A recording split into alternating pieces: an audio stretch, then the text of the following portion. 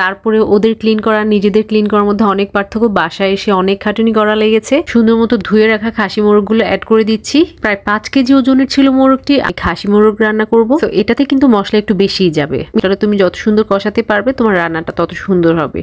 আসসালামু আলাইকুম, hello everyone, কেমন আছেন সবাই? আমি আছি আলহামদুলিল্লাহ ভালোই।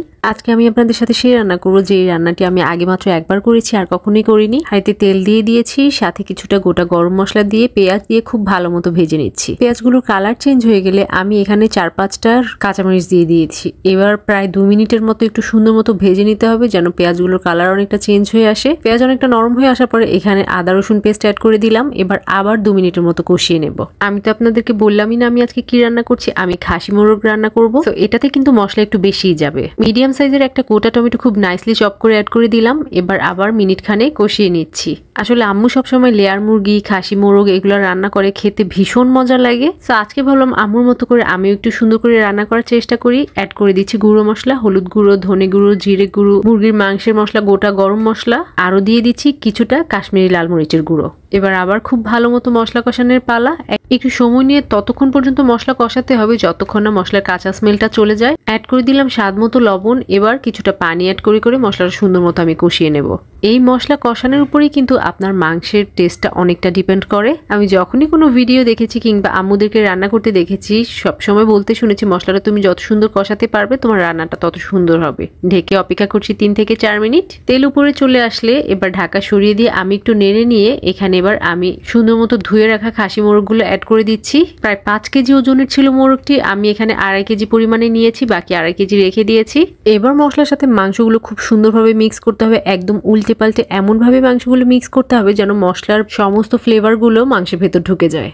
প্রায় 3 থেকে 4 মিনিট আমি এভাবেই নেড়ে নেড়ে মশলাগুলো মিক্স করে নিচ্ছি।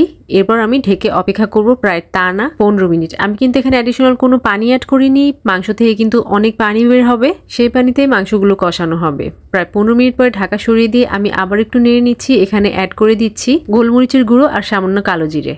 সবকিছু আবার একটু নেড়ে নিচ্ছি। আমি লেয়ার মুরগি বলেন বা খাসি মুরগি বলেন, খাসি মোরগ বলেন, যেটাই বলেন না কেন সেটা ক্লিন করা কিন্তু অনেক টাফ। আমার বাচ্চার বাবা বাজার থেকে একদম ড্রেসিং করে একদম পুরে লোকদের দিয়ে ক্লিন করিয়ে নিয়ে এসেছে যেন গায়ে এক্সট্রা কোনো লোম না থাকে, কিন্তু তারপরে ওদের ক্লিন করা নিজেদের ক্লিন করার মধ্যে অনেক পার্থক্য। বাসায় এসে অনেক খাটুনি করা লেগেছে, আঙুল আসলে অনেক ব্যথা হয়ে যায়। এরপর আমি ঢেকে টানা 20 মিনিট রান্না করেছি। দেখুন তেলগুলো কিভাবে উপরে চলে এসেছে।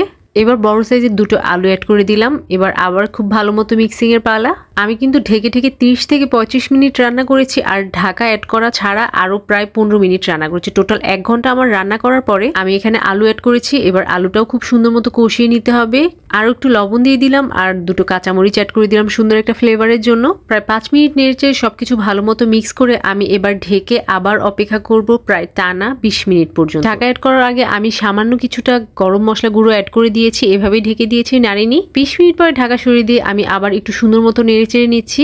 অনেকটাই হয়ে এসেছে মাংসটা, কিন্তু মোটামুটি 80% যখন সেদ্ধ হয়ে যাবে তখন আমি এখানে ঝোল অ্যাড করব। আমি কিন্তু গরম পানি অ্যাড করেছি। এবার সবকিছু আবার ভালো মতো নেড়ে নিয়ে একটু ঢেকে অপেক্ষা করব।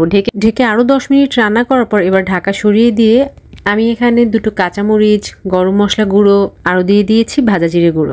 এবার আবার ভালো মতো মিক্স করে নিচ্ছি। আসলে লেয়ার মুরগি বলেন কিংবা খাসি মোরগ বলেন, এই মাংসগুলোতে কিন্তু মশলার পরিমাণ একটু বেশি হয়, আর এগুলো একটু লম্বা সময় নিয়ে রান্না করতে হয়। আমার তো আজকের রান্নাটা হতে প্রায় 1.25 ঘন্টা সময় লেগেছে। আমার রান্না একদমই শেষ। মুরগি থেকে অনেকখানি তেল এসেছে। লাস্ট পর্যায়ে আমি কিছুটা বেরেস্তা অ্যাড করে দিয়েছি।